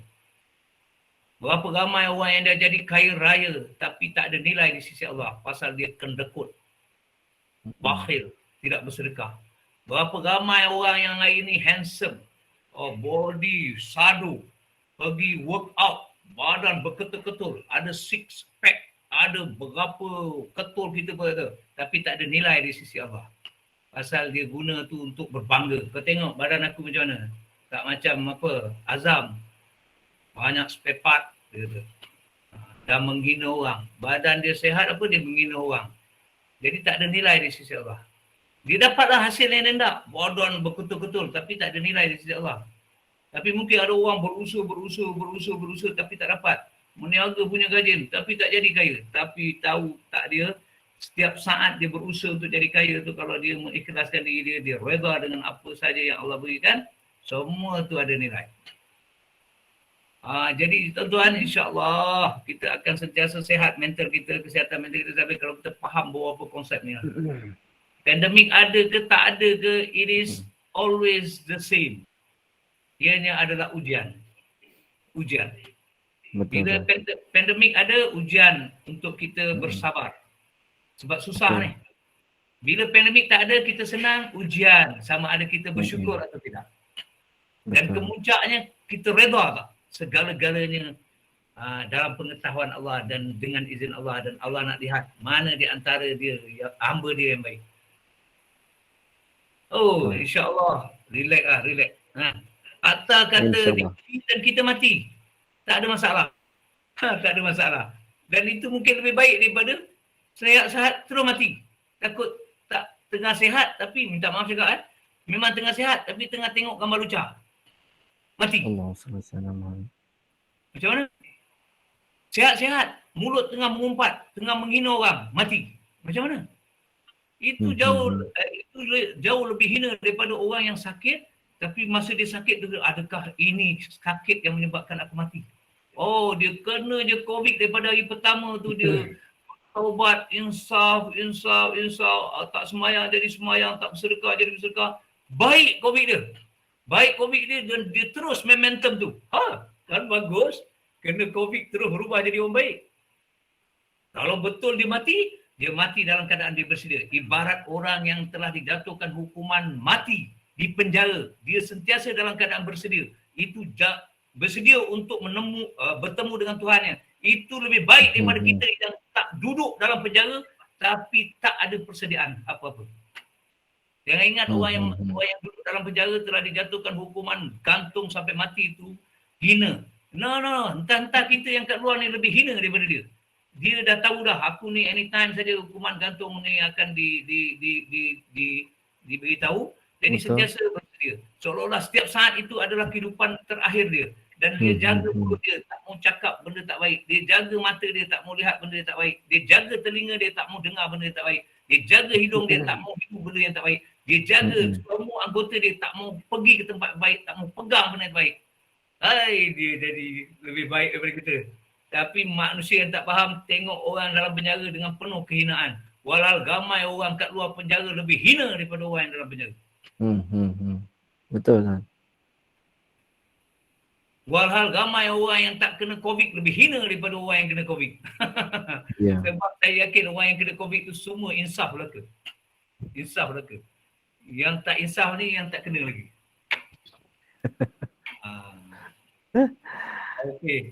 Okey, alhamdulillah. Tuan-tuan perempuan yang saya hormati sekalian, banyak perkongsian yang telah Tuan Samsul kongsikan bersama dengan kita. Tuan-tuan perempuan yang saya hormati sekalian, mental sihat memang semua kita boleh miliki. Cumanya bagaimana cara untuk kita nak mengatasi. Kena dengan cara je macam Tuan Syamsul kongsikan yang kita 4 tonggak utama dia. Physical, intellectual, emosi dan spiritual. Kena pada tempat dia, insyaAllah kita boleh mengatasi masalah mental yang kita hadapi. Masalah kesihatan mental. Bukannya pergi kepada penyakit mental tuan. InsyaAllah. Okay, baik tuan. Baiklah, kita telah pun tiba di penghujung program. Banyak ilmu yang, pengetahuan yang telah Panel Jemputan kongsikan kepada kita semua. Semuanya sangat-sangat penting untuk kita teladani supaya dapat memberikan kesan yang baik dalam kehidupan seharian kita semua. Yang penting apabila datangnya sesuatu masalah ataupun dugaan, ujian, hidup kita memang diciptakan di dunia adalah untuk diuji. Jika tidak, kita tidak dicipta.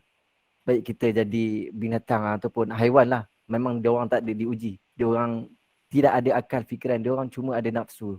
Untuk dia orang makan, apa-apa jugalah. Tidak boleh berfikir seperti kita manusia yang normal. Baik, ada lagi ke soalan-soalan daripada tuan-tuan perempuan yang berada dalam sesi program kita? Jika ada, saya buka satu lagi soalan. Sebab kita pun dah sampai ke penghujung. Mungkin soalan yang boleh dijawab oleh Tuan Samsul. Jika ada boleh, ya tuan. Kalau tak ada soalan, izinkan saya untuk buat rumusan. Boleh, tak ada masalah tuan. Tunggu dulu, kalau tak ada soalan. Boleh, tak ada masalah tuan. Baik, silakan tuan-tuan perempuan yang ada soalan boleh kemukakan soalan pada kita punya panel jemputan kita, Tuan Samsul. Boleh buka mikrofon tuan-tuan. Kalau nak buka video lagi baik. Ya, Tuan Hafiz Sulaiman, Hasran. Okey, Tuan Hafiz Sulaiman silakan tuan. Assalamualaikum dan selamat malam. Assalamualaikum. Okay. Nak minta tuan panel untuk beri sedikit ulasan berkenaan dengan ni 1 bulan 4 ni berkenaan dengan pembukaan semua sektor yang endemik tu. Okey. Okey, sedikit ulasan. Semua sektor Baik. Saya cuba jawablah. Azrin ni dari mana Azrin? Saya dari Sungai Buloh tuan. Oh, cantik janggut tu. Sama lah tuan janggut kita. Sama janggut kan. Warna dah berbeza lah warna. Baik, Hafiz dari mana Hafiz? Saya daripada Port Klang tuan. Okey, Hafiz. Pertama, saya menjawab ni bukan atas kapasiti Perdana Menteri ya. Bukan juga atas mana-mana kapasiti authority di Malaysia Okey, it is my personal punya punya pandangan lah. Okey. Alhamdulillah. 1 hari bulan 4 ada perkara baru yang kita akan lalui Contoh, insya-Allah kebanyakan negeri 1 hari bulan ni kepada yang Muslim, siapa yang pergi sembahyang berjemaah di masjid dan surau, saf dah boleh rapat. Betul Azrin, saf dah boleh rapat. Betul tuan. Okey, dulu bukan main lagi. Yang bukan mufti ni, marah kat mufti. Yang bukan menteri agama, marah kat menteri agama. Tapi kali ni kita nak tengok, dia datang ke tidak masjid dengan surau. Dia pergi tak solat berjemaah. Ya, betul. Jangan cakap je. Jadi pembangkang ni memang senang. Tapi jadi kerajaan susah. Betul. Saya tak heran seorang pembangkang yang hebat. Saya cuma menunggu bila dia jadi kerajaan, dia boleh buat kerja atau tidak. Sebab tuan-tuan lihatlah, siapa yang duduk atas status pembangkang ni memang hebat sangat dia. Kalau kat tempat kerja kan ada pembangkang-pembangkang di tempat kerja tu. Haluan kiri tuan, haluan kiri. Dia nampak macam hebat sangat. Tapi bila dia jadi pengarah, hancur. Bila dia jadi ketua jabatan, hancur. Kan? Begitu juga dalam masyarakat. Kata ada persatuan penduduk. Bila dia jadi duduk di luar, bukan ahli jawatan kuasa, hebat. Bila dia jadi pengurusi, hancur. Bila dia jadi setiausaha, hancur. Jadi pada saya pembangkang ni memang nampak hebat. Tapi jangan tertipu. Jangan tertipu. Jadi saya pergi balik pada jadi keputusan kerajaan untuk ubah beberapa perkara pada 1 bulan 4 ini adalah satu keputusan yang baik. Secara umumnya satu keputusan yang baik. Tapi kita tak mampu nak lihat setiap sektor tu lah. Saya hanya ambil satu contoh tadi.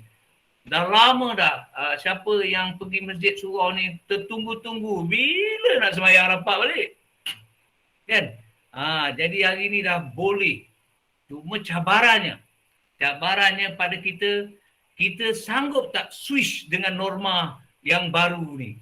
Quote unquote. Dulu dah selesa sembahyang jarak. Jadi nak sembahyang rapat ni, dah seronok tak? Seronok tak? Jadi kita ni switch, tukar. Jadi hidup ni sebenarnya banyak perlukan coping skill. Sebab persekitaran keliling kita akan berubah. Termasuk hukum fiqh. Hukum fiqh ni, dia, kalau orang tak faham, dia kata macam salah pula fatwa suruh jarak tu. Sebenarnya betul dari segi fiqh. Dia ada perbahasan dia. Kita tak arif ni tak payah campur. Tak payah campur kan. Mufti tu lebih takut neraka daripada kita lah. Betul. Qadi itu lebih takut neraka daripada kita. Sebab itu Allah kata orang yang alim ni, alim ulama ni lebih takut daripada neraka daripada kita. Yang tak alim ni. Baik. Jadi dia orang dah ada keputusan. Jadi cuma sekarang kita ni takut kita dah selesa dah. Dah selesa macam mana Firdaus? Hari tu alasan tak pergi surau masjid pasal tak boleh ramai. Jadi sekarang dah selesa tak pergi surau masjid. Apa alasan nak ada cerita pula lepas tu tuan? Jadi dia boleh tak ubah keselesaan tu? Sekarang pergi masjid sebab dah boleh rapat ni. Pergi. Okey.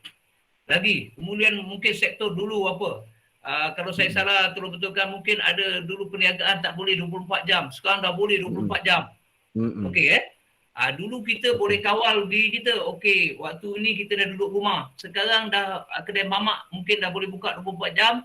Asyik duduk kedai mamak je. Dulu tabiat tu tak baik. Saya bukan marah ke mamak tu. Mamak tu meniaga, tak ada masalah. Mungkin ada orang memerlukan. Tapi yang hanya pergi untuk lepak. Kata Firdaus, tak ada kerja apa-apa. Pergi lepak, duduk kedai mamak sampai pukul 2 pagi. Pergi balik lagi bagus. Betul. Dulu perangai tu tak elok. Ramai orang buang masa lepak dekat kedai mamak. Jadi Allah datang dah pandemik, tak boleh buka kedai 24 jam. Tabiat yang buruk tu, suka tak suka, dapat dihapuskan. Jadi sekarang cabarannya, okey, tabiat yang buruk tu datang balik ke tidak? Bila kedai dah buka 24 jam. Pukul 3 pagi makan lagi. Bukan makan ringan-ringan. Makan nasi biryani. Orang pukul 3 pagi pergi tidur lah. Sahur nanti bangun pukul 5. Ini pukul 3 kali 4 pagi tak. Burung pun tepi kedai mamak tu tengok apa Hazrin tak tidur lagi ni. Kan? Jadi cabarannya sekarang saya tengok hikmah besar. Masa pandemik berlaku, banyak tabiat buruk rakyat Malaysia dapat dihapuskan. Walaupun mereka tak nak, tapi secara tak langsung banyak tabiat buruk dihapuskan. Contoh apa? tabiat buruk, dah kahwin, banyak masa berharga untuk keluarga dikorbankan dekat luar. Tak apa-apa dia buatnya. Main futsal sampai 2 pagi. Main badminton sampai tengah malam. Nak sihat kononnya tak adalah. Sebab malam adalah masa untuk tidur. Malam Allah jadikan masa untuk rehat. Siang Allah jadikan masa untuk bekerja. Malam tak rehat. Berlaku pandemik, ramai orang malam rehat. Tapi sekarang dah dibuka oleh gelanggang futsal boleh buka. Nak rehat ke tak rehat? Jadi sebenarnya bila berlaku pandemik COVID-19 seluruh dunia, Allah sedang membersihkan tabiat buruk yang ada pada hamba-hamba dia. Dan banyak tabiat buruk dah tak ada pada kita. Sekarang datang ujian, diberi peluang siapa nak jadi orang baik terus, siapa nak kembali jadi orang bermasalah. Jadi berhati-hati tuan-tuan. Kita diberi kebebasan 1/4 ni untuk sama ada memilih nak jadi baik sesudah diproses tanpa rela selama 3 tahun untuk jadi orang baik, ataupun nak kembali buat benda-benda yang membazir masa dan wang ringgit. Betul. Itu je komen saya, Bis. Okey, terima kasih tuan atas ulasan.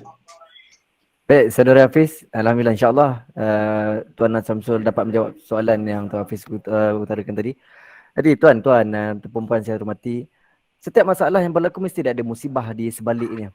Contoh macam yang Tuan Syamsul bagi tahu tadi, ada hikmah di sebalik apa yang berlaku. Tuhan timpakan kita, Tuhan datangkan bala kepada kita untuk menyedarkan kita.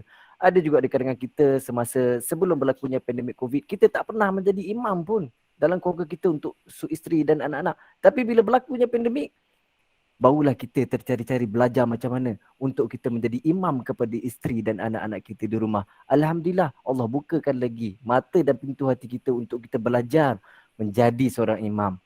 Sebab kita faham di situ fungsi kita sebagai seorang suami dan juga seorang isteri. Apabila diberhentikan ataupun apabila pekerjaan terpaksa dihentikan buat sementara waktu, banyak masa yang dia boleh luangkan bersama anak-anak. Boleh kenal anak-anak dengan baik, luangkan masa bersama dengan anak-anak.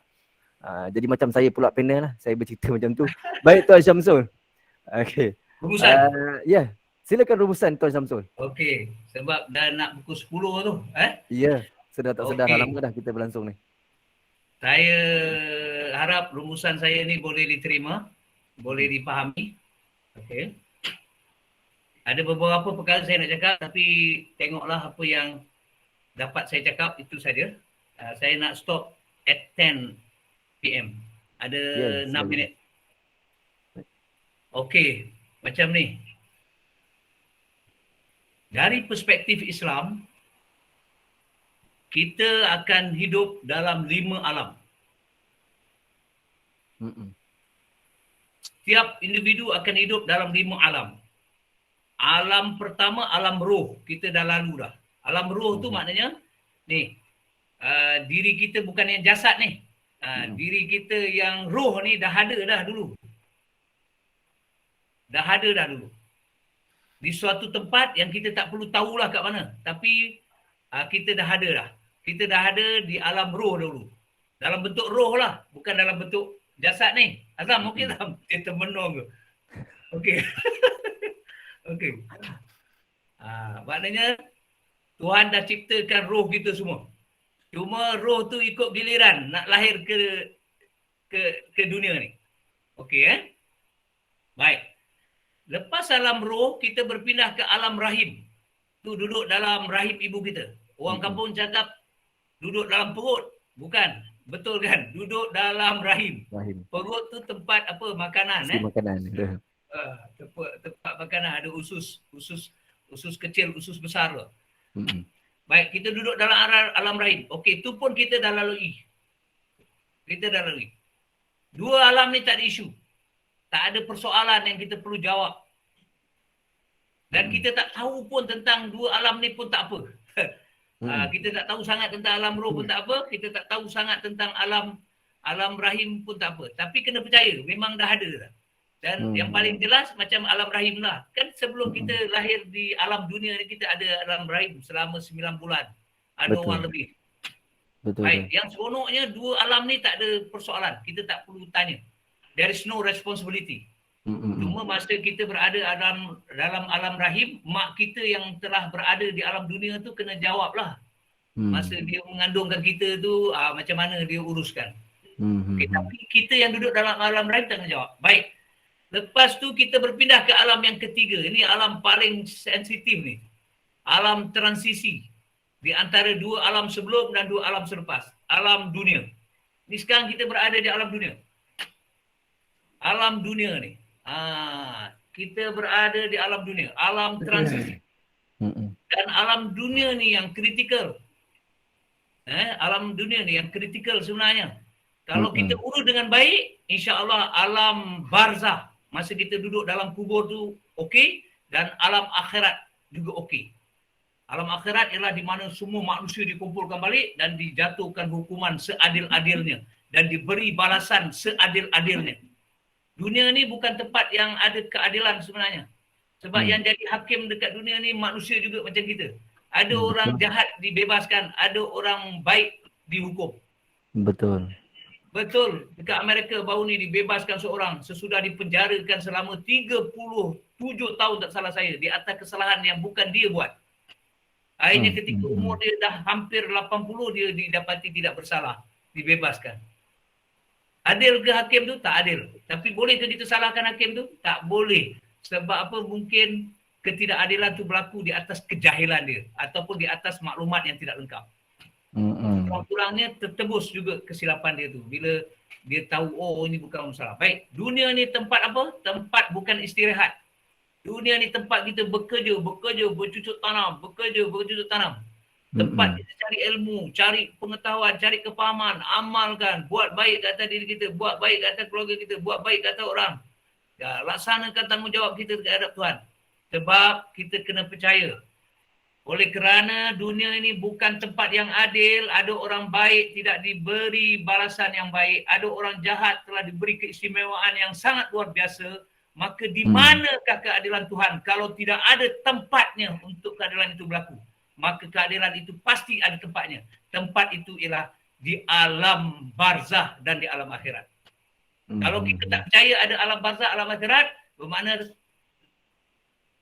sia-sialah saja kita minta kita diberi keadilan. Sedangkan di dunia ini tidak akan dapat keadilan yang mutlak. Tapi saya yakin saya akan dapat keadilan yang mutlak. Bukan di dunia ini, tapi di satu alam yang lagi dua tu. Alam barzah dan alam akhirat. Tak apa orang nak azalimi saya. Tak apa orang nak fitnah saya. Kalau dia nak fitnah, teruskan. Kalau dia nak zalimi, teruskan. InsyaAllah saya akan reda, saya akan bersabar, saya akan bersyukur dengan apa saja. Sebab saya yakin nanti di alam barzah saya akan diberi keadilan. Nanti di alam akhirat saya akan diberi keadilan. Orang yang menzalimi saya pasti akan dihukum di sana. Orang yang memfitnah saya pasti akan dihukum di sana. Saya tak perlu risau. Jadi tuan-tuan, itu sebab apa yang berlaku kat dunia ni, jangan sampai kita gagal mengurus kehidupan dunia ini dengan jadi hamba yang baik kepada Tuhan dan khalifah yang baik kepada Tuhan. Itu saja sebenarnya tuan. Saya diberi jawatan sebagai pensyarah kaunselor. Allah nak tengok saya jadi hamba yang baik ke tidak? Saya jadi khalifah yang baik atau tidak? Tuan-tuan jadi pelajar sekarang. Allah senang uji. Jadi hamba yang baik tidak? Khalifah yang baik tidak? Kalau pelajar ini seorang hamba yang baik, dia tak tinggal sembahyang dia. Walaupun dah pukul 10, pergilah sembahyang isyak kejap lagi. Jangan terus pergi lepak kedai mamak pula. Kan? Betul kan? Kan? Jangan takut dengan apa yang berlaku di dunia ini. Semuanya sementara. Dan jangan takut apa-apa. Urus saja. Yang penting rancang dengan baik, usaha dengan baik, doa berterusan. Kemudian terima apa yang ditakdirkan. Ada takdir kita dah tak boleh buat apa-apa. Ada takdir yang kita boleh usaha supaya berubah. Tapi bila dia dah jadi, itu tak boleh ubah dah. Kan? Usaha kan? Tak kena COVID, tapi dah usaha kena juga COVID, okey, terima. Yang kena ni tak boleh ubah dah. Tapi baik itu boleh ubah. Nak baik atau tidak, usahalah. Baik tuan, saya mohon ribuan ampun dan maaf di atas apa mungkin kekurangan saya, memang ada kekurangan, kelemahan saya ataupun mungkin ada kekasaran bahasa saya. Saya mohon ribuan maaf. Saya doakan tuan-tuan semua dapat kepahaman yang baik, dapat keyakinan yang baik, dapat memperjuangkan kebaikan dalam kehidupan. Sekian, ampun maaf. Wassalamualaikum warahmatullahi wabarakatuh. Waalaikumsalam warahmatullahi wabarakatuh. Terima kasih saya ucapkan kepada panel jemputan kita Tuan Syamsul kerana sudi hadir dan memberi pendapat serta saranan kepada semua dalam program kami. Banyak perkongsian yang telah Tuan Syamsul kongsikan ya bersama kami. Terutamanya saya nak tekankan kepada seluruh tuan-tuan para hadirin yang beragama Islam, kepada yang non-Muslim pun boleh ambil iktibar daripada perkongsian yang telah Tuan Syamsul kongsikan. Dan sebab saya tengok Tuan Syamsul ni dia banyak kupas berkenaan dengan Islamic teknik. Betul Tuan Syamsul? Alhamdulillah, insyaAllah. Okey, moga apa yang kita dapat hari ini tidak sekadar masuk di telinga kanan, keluar di telinga kiri. Sebelum berakhir, saya berharap para hadirin yang hadir pada sesi program kami agar dapat menjaga dan menguruskan kesihatan mental masing-masing dengan baik. Baik, saya sudahi dengan wabillahi taufiq wal hidayah. Assalamualaikum warahmatullahi wabarakatuh.